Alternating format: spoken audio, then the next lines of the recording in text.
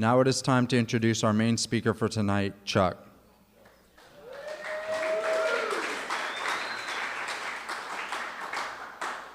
Hi, Chuck Alcoholic. Hey, everybody.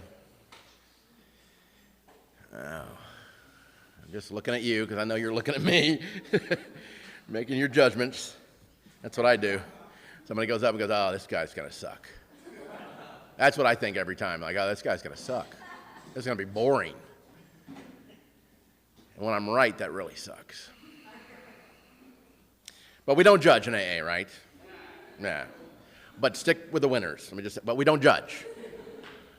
But stick with the winners. All right, okay. But we don't judge. But stick with the winners. All right.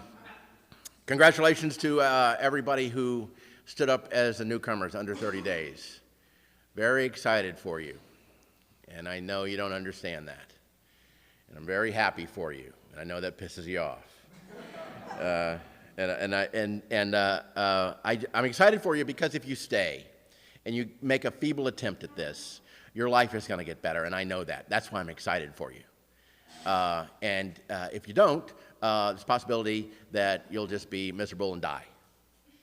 Because not too many people here get here by mistake. I'll just go ahead and say this. No, nobody gets here by mistake.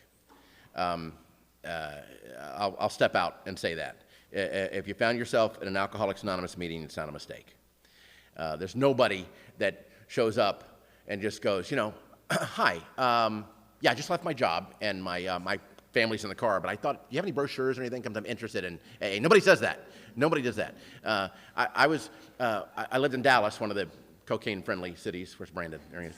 I'll get to that in a second. And I was moving out here, and I got a ride to the airport from a friend of mine. He was going to take me to the airport, and the last minute he couldn't, so his wife took me. And they both don't drink. They're not in Alcoholics Anonymous or anything. They just don't like it. Anyway, I know. So she drives me to the airport, and on the way to the airport, she knows I'm in the program. I'm in AA, and she says, hey, I need to ask you a very embarrassing question. I said, well, okay. She says, I see on television and movies, people make fun of the 12 steps. They're like, you need a 12-step program. What are the 12 steps? What are the 12 steps? I went, oh, that's not a stupid question. It's a great question. So I recited to her the 12 steps of Alcoholics Anonymous. And after I finished, she said, wow. And then she said, damn. I said, what's wrong? Because how come there's not something like that for us? She wanted some of that. She wanted something for that. But you contrast that with a guy who walks in Alcoholics Anonymous for the first time and just been fired and his family's kicked him out and he's living in the back of his car and he takes a look at the steps and goes, boy, I don't know. I don't know, my God. Look at number 9. I see number 9. I can't do that. It's weird. The choice is so obvious to everyone except for us. To everyone. The choice was obvious to everyone in my life that I should be in Alcoholics Anonymous. Everyone except for me. And congratulations to the people who took cakes. I still think it's a great tradition to take a cake. In Dallas, where I sobered up, they do a birthday night every month, and you get to have somebody come introduce you, and you pick someone to come up and talk for 2 minutes about you, and then they give you the chip, and then you share a little bit. And here, you pick people to give you cake, and they don't get to do anything but stand there. And I've been doing that, but most of the time I forget about them. And, you know, would you give me a cake? And they're like, yeah. And then I go, thank you very much. Hey, here's me. And I sit down and go, damn it. So I'm not really happy with the tradition of the cake. Or I'm not used to it. I'll get used to it. But I like it. I do. But thank you for sharing what you shared. I love the line from, I'm sorry I forgot your name, 3 years, and you had the guys with you from the thing. Asa. How could I forget that? Asa.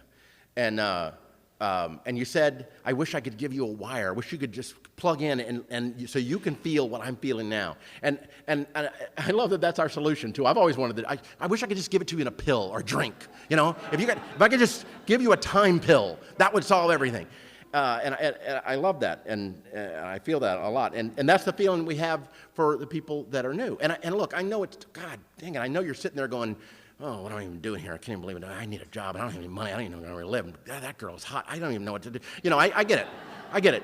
It's just a nonstop going and going and going. But I hope that you can pay attention just for a second, because I have something for you, just specifically for you, if you can hang in there. And I know you won't be able to. But, I'm going to spat it out anyway. Boy, the last time I spoke here, I was up there. And there was like a bajillion people. That's what it looked like. I like this better, personally. It's a little bit more, not intimate, because this is certainly intimate. I'm getting to it in a second. I'm getting to it. Don't worry about it. Because people are like, oh, he is going to suck. Oh, shit.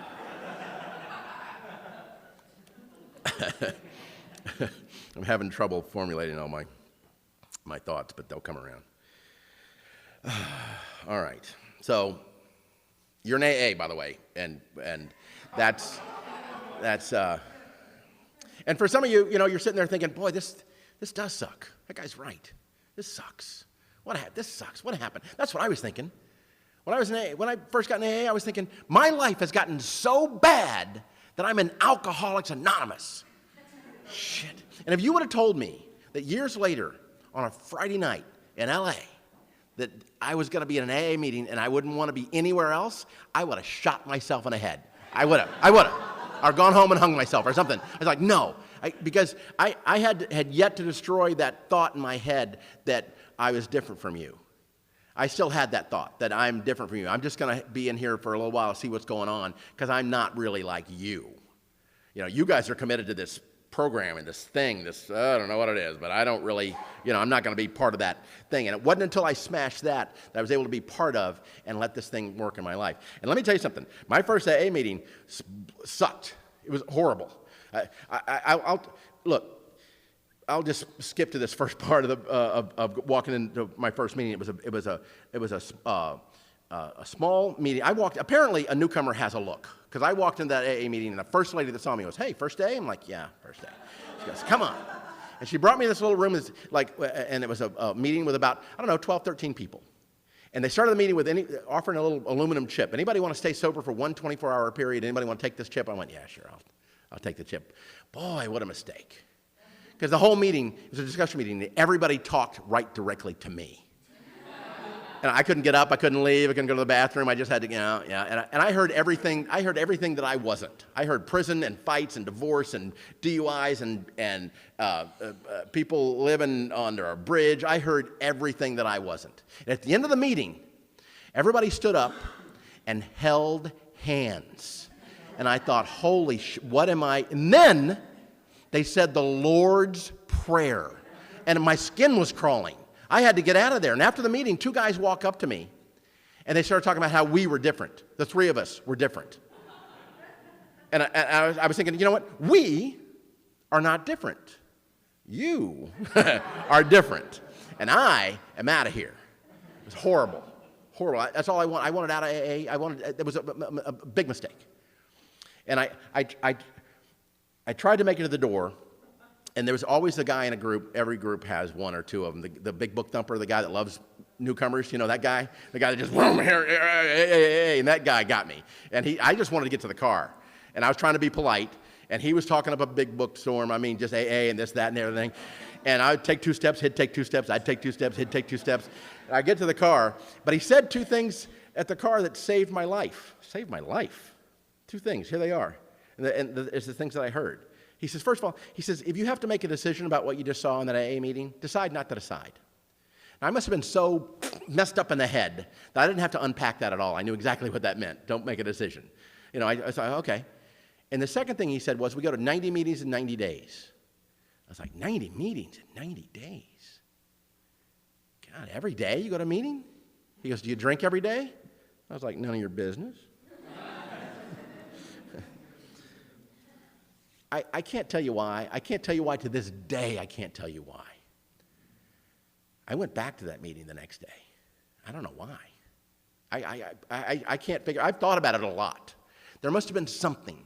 Maybe it was a place that finally somebody asked me to come back. Nobody's asked me to come back in years and years and years. I don't know, but they were all friendly. They said, come back. Maybe it was that. I don't know. But there was something there that was different. And I went back the next day, and I went back the next day, and the next day, and the next day. And I got a sponsor. I started working the steps, and something really weird happened to me. My life started to get better. Now, how I got there, good grief. I'll just say this up front, too. And you, Brandon, where'd you go? Hey, man. There's a chair up front for you. Speaker? Okay. No, stay there. But now I know where you are. But you mentioned Coke. I always like to say there are purists in AA that like AA to just talk about alcohol. And that used to be true a long, long time ago.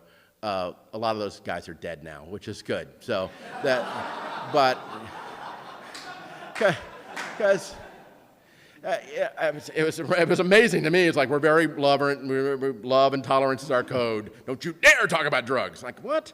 I have to talk about it because if I didn't talk about my drug use, it would not make any sense to anyone of how much I drank. Because my drug of choice, because I lived in a cocaine-friendly city, Dallas, and that was my drug. Now, to me, cocaine is just like the carpool lane to AA. It just gets you here a lot faster. That's all. You get to pass up a lot of people. That's it. So that's the way I view it, and I have to talk about it. So, my drug of choice that was cocaine. And cocaine, by the way, is the alcoholic's dream drug. It's the best because the more you do coke, the more you can drink. The more you drink, the more you can do coke. It's fantastic. The only thing you have to be sure of and be careful about is you can't run out of alcohol when you have a lot more coke. When you have to have that balance. You have to have just as much alcohol as coke, and you have to figure this out. You have to be good at it. And one night, I wasn't good at it. I had a big pile of cocaine, and I ran out of alcohol, like 3 in the morning.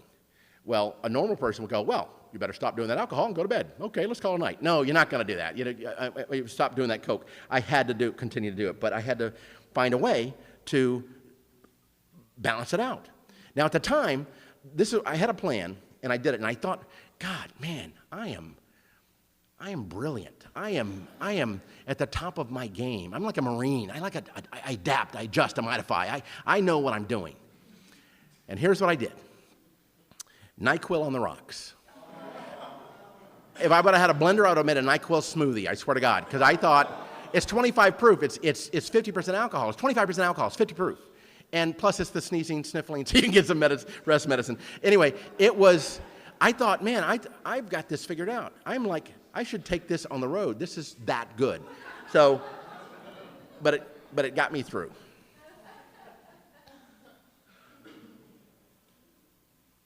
It's a little distracting. It's a little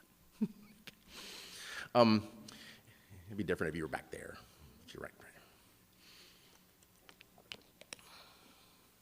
Where was I? NyQuil. Oh man.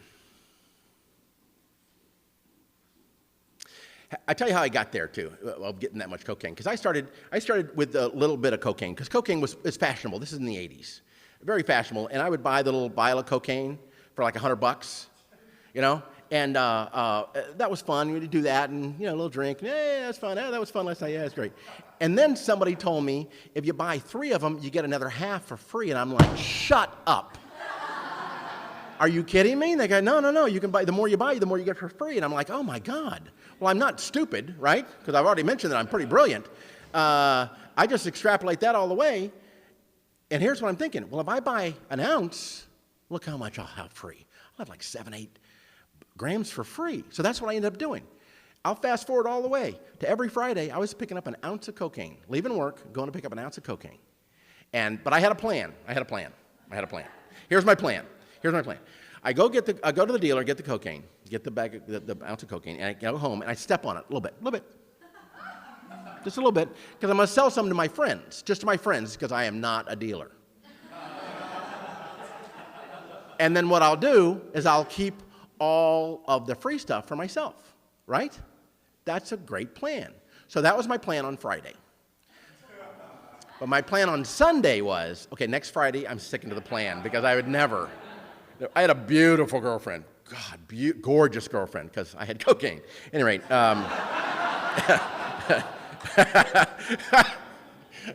I say that and the guys laugh and all the women are like, that's not very funny. I don't find that funny. Woo, it's funny because it's true. All right. But we would just lock ourselves in and do it all. Amazing.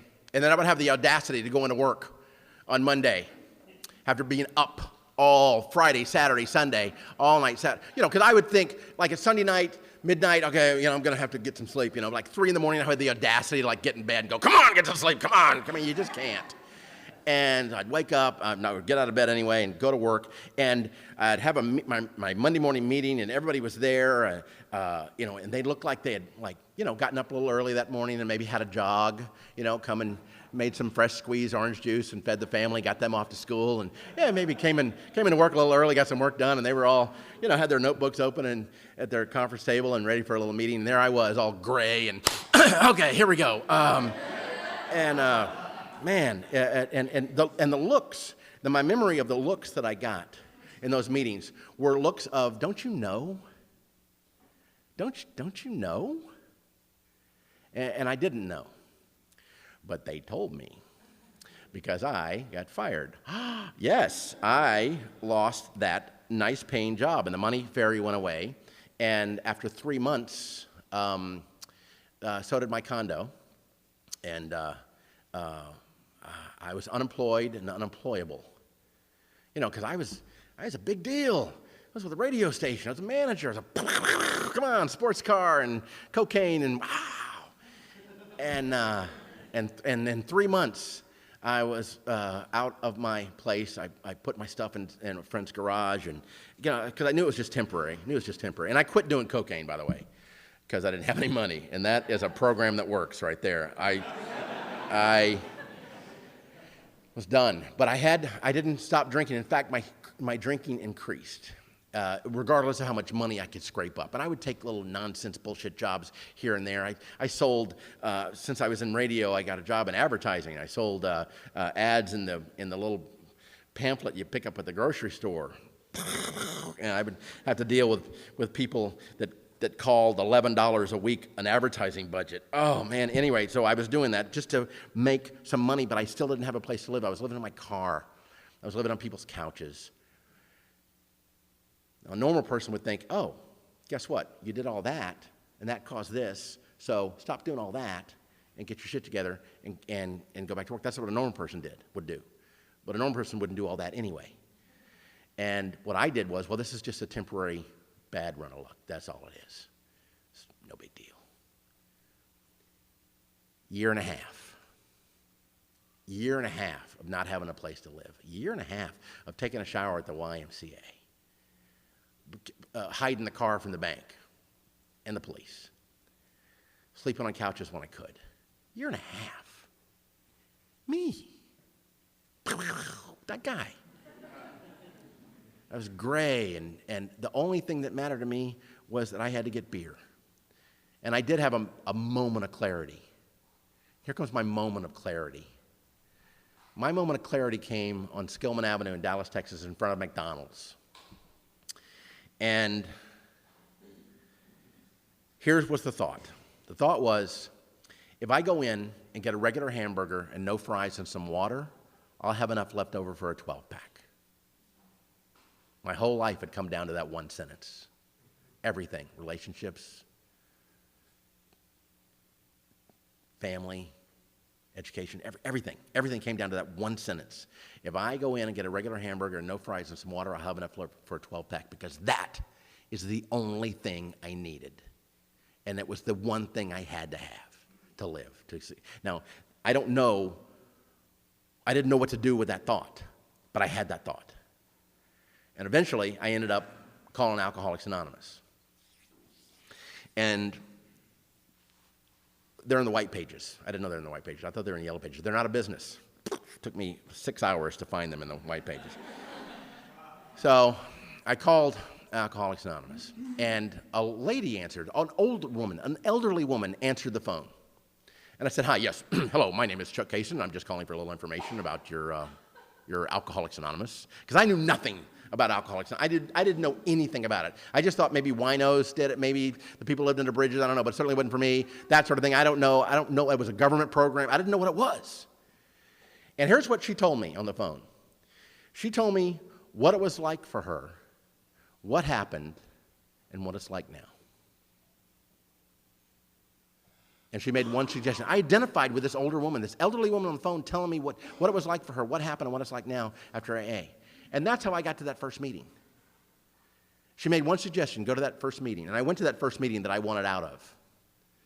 And I stayed in that first meeting and went back the next day. Like I said, I can't explain how or why I went back, but I did go back, and I went back, and I went back, and I went back. And I'm going to tell you something. I would stand and look at the steps, and it was 1 week, an entire week of going to Alcoholics Anonymous every single day before I saw the word God in the steps. I was protected because I was one of those dicks. I was one of those people who thought, I know better than 6 billion people. I know that, that. I was the guy that watched CNN, and there was a guy that his house got flooded again this year because he lives in the flood plan, and he goes, well, the Lord will take care of it. No, the Lord's not going to take, you need to move, you dick. I was that guy. I was that guy. That looked down on people that had faith, that looked down on people that had beliefs. I thought I knew better. And what I've come to find out, by the way, is that in order to have faith, it takes a lot of courage. In order to be what I was just a dick. It takes a lot of courage to have faith. I've learned all this in Alcoholics Anonymous. I'll tell you this, I have gone from not believing in God to believing in God to now I don't believe in God. I now know there's a God. And wow, what a road. What a great road there is. And that's why I'm excited about newcomers. And there's so many newcomers in here going, yep, you're right. Don't mention God to me.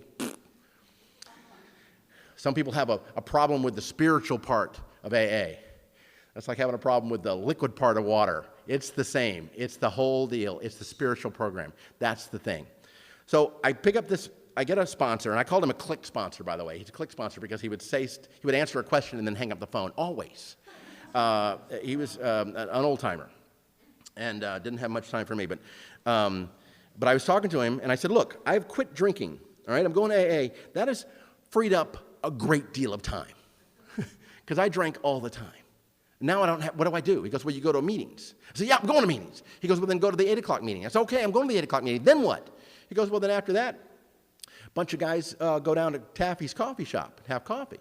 I'm like, oh, well, I can hardly fucking contain myself. Really? Really? All right. So I went down to Taffy's coffee shop. And I sat with these people. And that's where my love affair with alcoholics started. Because that's when I started forming real relationships. The fellowship part of Alcoholics Anonymous started right there. That is, to me, it's just it's a triangle. It's a triangle. And the fellowship is important. That's why we gather in meetings, and that's why we talk afterwards, and that's why we go to coffee afterwards. And that's, it doesn't sound good, but let me explain something to you. Let me explain something to you. That's really funny. I was saying, let me explain something to you. Shut up. Let me explain something to you. I was having lunch with a buddy of mine. This is an honest to God true story. And I was lamenting about the things that I've missed since I've been sober. That I think I've missed, anyway. I said, when I first got sober, they had wine coolers. Everybody had wine coolers. That was a big deal. I'd never had a wine cooler. He goes, well, dude, you didn't miss anything. He said, yeah, well, I've never had a Zima. What was the Zima? What was that? He goes, you didn't miss anything. I said, well, I've never had X. He goes, oh, well, fuck yeah, you missed X. I got to be honest with you. You missed that. But there's always going to be something. There's always going to be something. And that's the big lie. The big lie is that right now, I'm missing something out there. That's the big lie. That right now, there's something going on that I'm missing by being an Alcoholics Anonymous. That by being in here, this is prison, and I'm missing the freedom of doing what I want. That is not freedom. That's prison. Owning a drug dealer's prison. Looking in your rearview mirror and hoping the cops aren't behind you, that's prison. Throwing up, shit in your pants at a nightclub, that's prison. This is freedom. And I've been in Alcoholics Anonymous long enough to have seen a lot of young people come in and a lot of old people come in. When young people come in Alcoholics Anonymous, they all say the same thing. They all go, oh, I wonder what I'm missing. Wonder what I'm missing. But when older people come in Alcoholics Anonymous, they stay around a little while and they look around AA and they go, wow, look what I missed. It's the big lie. It's the big lie that something's going on out there that I'm missing. Why miss real relationships? Why miss real feelings? Why miss real recovery? Why miss a real life? That doesn't make any sense to me. Now, it made plenty of sense to me when I first came in, but it doesn't make any sense to me now. That's the big lie. There's something going on, and there's not. There's just not.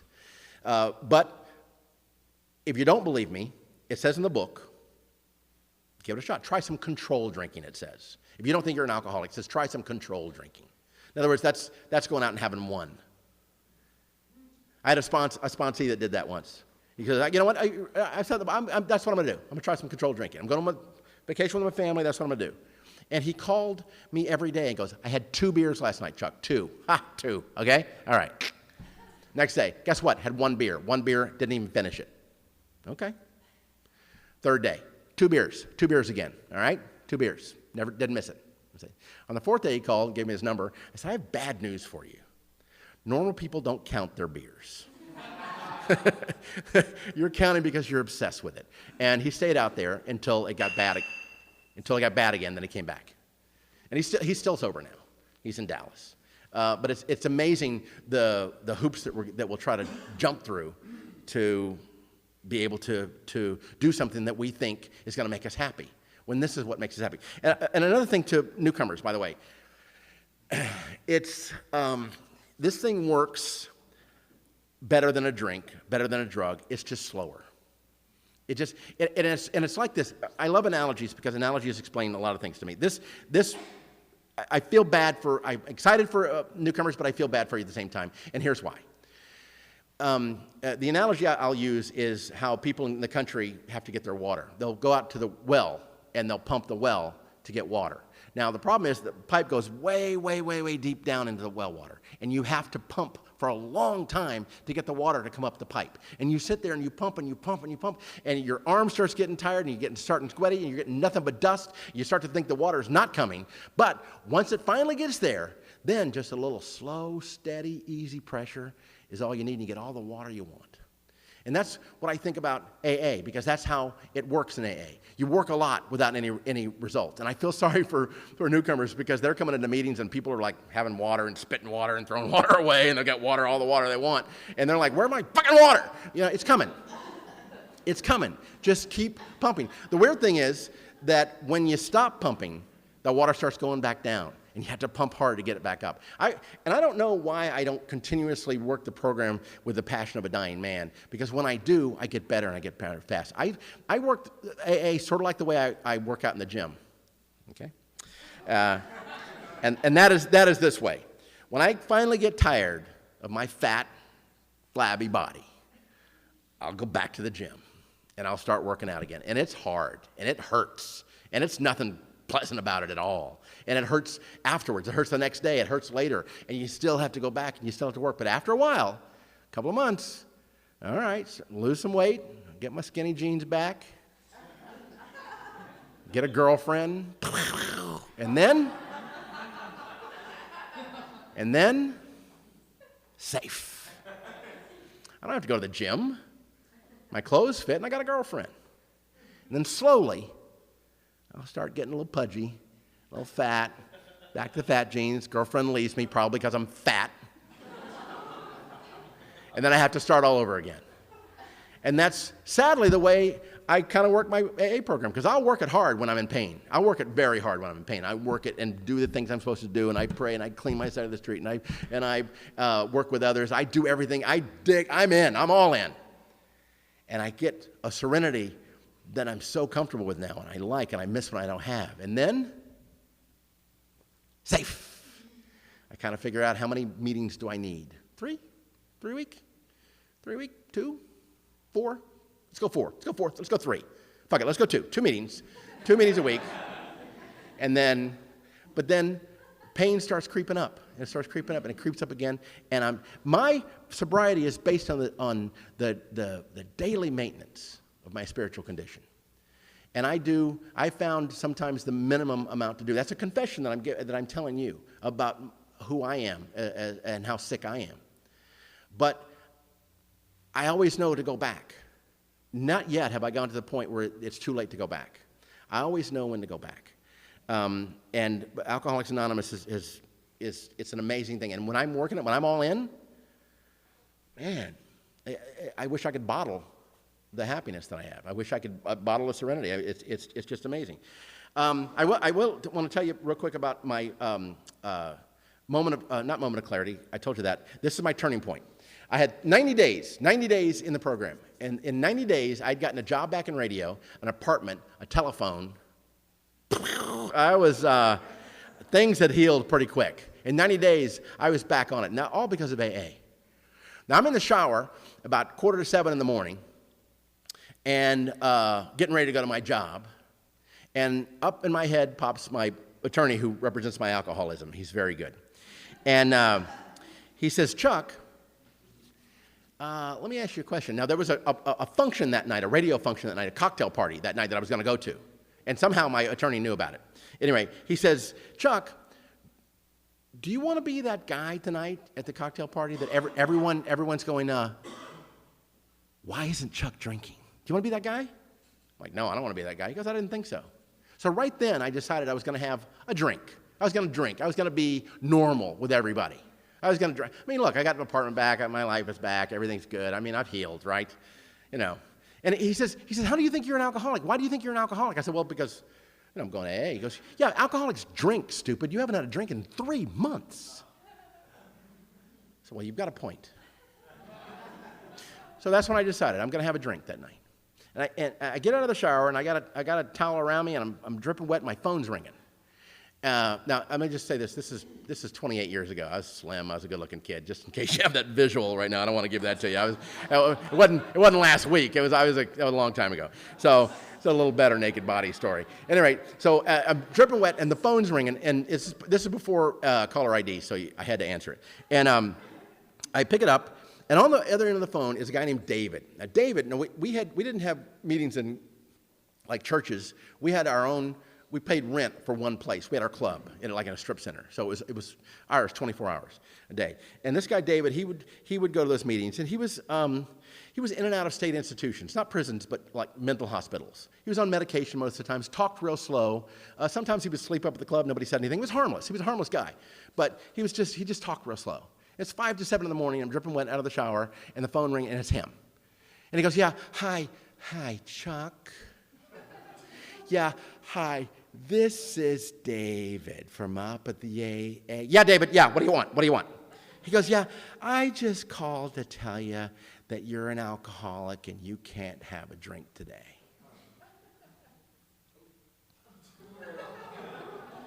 Like, okay, thanks a lot, David. 90 seconds before I just decided I was going to have a drink. And here's a guy that had never called me before and hadn't called me since, and calls me to tell me I'm an alcoholic, I can't have a drink that day. Now, it could be that he was just up at the club going through the Rolodex calling everybody, hey, you're an alcoholic and you can't, and I was the only one that went, holy shit, it doesn't matter. It doesn't matter. What matters is I didn't have a drink that day, and I haven't had a drink. My sobriety remains, it's June 3rd, 1985.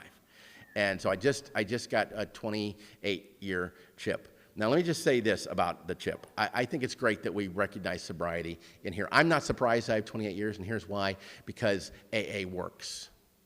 That's why. I didn't drink, and I didn't die. And I like that we celebrate it with by cakes and all that, and we recognize it and all that. And this is I don't mean this despairingly about anybody or anybody that has more sobriety than me or anything like that. I'm just saying that in the real world, getting a little chip that says 28 on it is the same as getting a medal in the Special Olympics. And let me tell you why. Go out in the real world and tell anybody how long you've been sober, and they're going to treat you like you just won a medal in the Special Olympics. Well, good for you. Boy, I tell you, that is fantastic. It doesn't mean anything out there. What means something out there is what we do, not what the chip. I can't pay my rent with a 28-year-old chip. I can't do anything with it. I can't get out of anything with a 28-year-old chip. What matters to Alcoholics Anonymous is what you do. That's the thing. I was into self-help books before I came in. I was trying anything before AA. Self-help books. And all the self-help books have the same kind of thread through them. And the thread is, change the way you think, it'll change your life. And Alcoholics Anonymous is way different than that. Alcoholics Anonymous says, don't worry about your thinking. We know you're crazy. Don't worry about it. It's okay. We care about what you do. Because if I do those things, if I make an attempt, and sometimes a feeble attempt is all I'm capable of.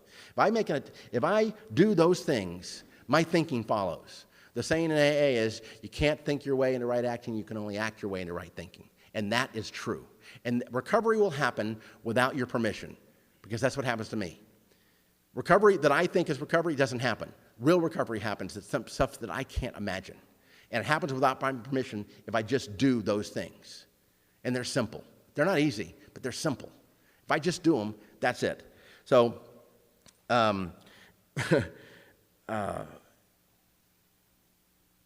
it's an amazing, weird, creepy experience. I'll just tell you that. It is. It's kind of creepy. To do this, how does it work? I don't know. Chapter 5 tries to tell you how it works, but, not really. The most important line in how it works that was read tonight is this one, in my opinion. It's if you have decided you want what we have and are willing to go to any lengths to get it, then you're ready to take certain steps.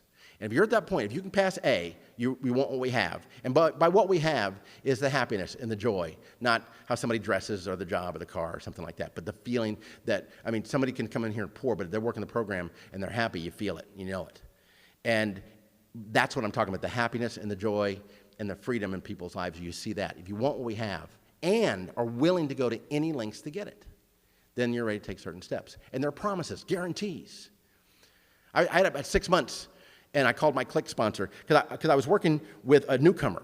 And the first time working with a newcomer, I was excited. I wanted to tell him about the promises. There's 12 promises in here, in the big book. Somewhere in the big book, I can't find them. You know what? My sponsor will know where they are. And I picked up the phone, and I called my sponsor. I said, George, yeah, hey, Chuck, I'm working with a newcomer. and I'm telling him about the promises. What page are the promises on? He goes, you got your big book? I said, yeah. He goes, okay, open it up to the doctor's opinion.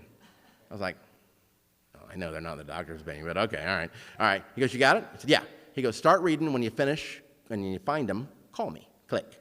And what he was saying was, you can't skip to the promises. Promises start happening, step 9, really. But it's so simple. If you don't like where you are right now, jump in, both feet. And if you're not happier, you don't have more joy, more freedom in your life after you pump, fine, try something else. But jump in, not halfway. Half measure of the bill is nothing.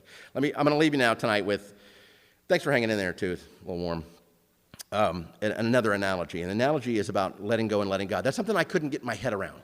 It's like, now that I understand the concept of God, and that even people in AA were saying, hey, it could be anything you want. It's God as you understand Him. It could be the Dr. Pepper machine if you want. I'm like, okay, this is weird. How come? Can you pick up the Dr. Pepper machine? No. It's more powerful than you, right? Right. Good place to start. So, and this letting go, letting God thing, I didn't know what that meant. I couldn't get my head around it. I was an A-type personality. I wanted everything like this. And I was like, what do you mean, let go, let God? What do you mean? A red light? How do I do it? Here's what happened one day. I lived in Dallas, Texas. And in Dallas, they have Six Flags Over Texas, the amusement park. And they also have the State Fair of Texas, which opens up at the end of the season for Six Flags in late September. There's a week, though, that they're both open. But when the State Fair of Texas opens up, everybody goes to the State Fair and nobody goes to Six Flags. I didn't really think about that, but a girl called me up from AA, and she was in AA. I knew her from AA, and she's cute. And she called up and she goes, hey, do you want to go to Six Flags? And it was a girl. I was like, yeah. But what I didn't tell her was I was terrified of roller coasters. But it was a girl, so I was like, yeah, I'll go. And I used to drive by Six Flags. You can see the rides when you're driving by the highway. And there were like, people the roller coaster with their hands up in the air. They were like, hey, Chuck, you're a pussy. It's like everybody was mocking me. I was terrified of this thing, but I went. So we went, and sure enough, the place was near empty. And we walk into Six Flags and take a left, and there it is, the world's largest wooden roller coaster, the Texas Giant. She goes, come on, let's go. I'm like, no, let's go to a small place. All right, and she goes, no, come on. Man, I started sweating, and my heart was beating. And I was like, oh, man, this is not good. This is not good. And the short line, and we get there, and they clamp you in. And then, click, click, click, click, click, click, click, click, click, click, click, and all the sounds from the park leave, and all you can hear is wind. You're like, oh, my God. I was terrified. I was sweating. She goes, are you okay? I was like, yeah, I'm all right. I was going to have a heart attack. And you go over that top thing, and then wham, and around in unexpected places and dips and turns, and you can't see it. And you get jumped around and moved around and bumped around, and finally it comes to a stop. You're like, I was out of breath. I was like, oh, my God. They unclamp you, and you get out, and I'm walking out, and it turns out that riding a roller coaster for the first time is a lot like having sex for the first time. It's really scary at first, but then afterwards you're like, hey, let's do that again. So, so I said, well, we're going to do it again. So we went around, short line, bam, got to the end, yeah, same thing. And I'm getting banged around and all that kind of stuff. And after about 6 or 7 times on like the eighth trip, I said, you know what I'm going to do this time? I'm gonna put my arms up the whole time, the whole ride. She goes, all right. I put it the whole ride. Went through the whole ride. We stopped. I get out, and here's the first thing I say. I say, wow, it's a better ride when you let go. She says, really? And it all came together for me at that thought. And that when I was holding on like I had, like under the illusion, like I had some kind of control on where the roller coaster was gonna go. And my muscles got all tight, and I got banged around and bruised around. But when I let go, the roller coaster had the same dips and the same unexpected turns and the same things that happened, but I didn't get banged around. I just enjoyed the ride.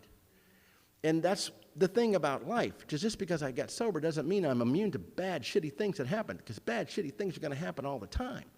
I'm not special. And now I just understand to let go, let God, enjoy the ride. And I'm not suggesting that, something bad happens, your boss call you in, you go in and go, I'm not saying that. I'm just saying that there's hope. And that's what I want to leave you with tonight, is hope. Thanks.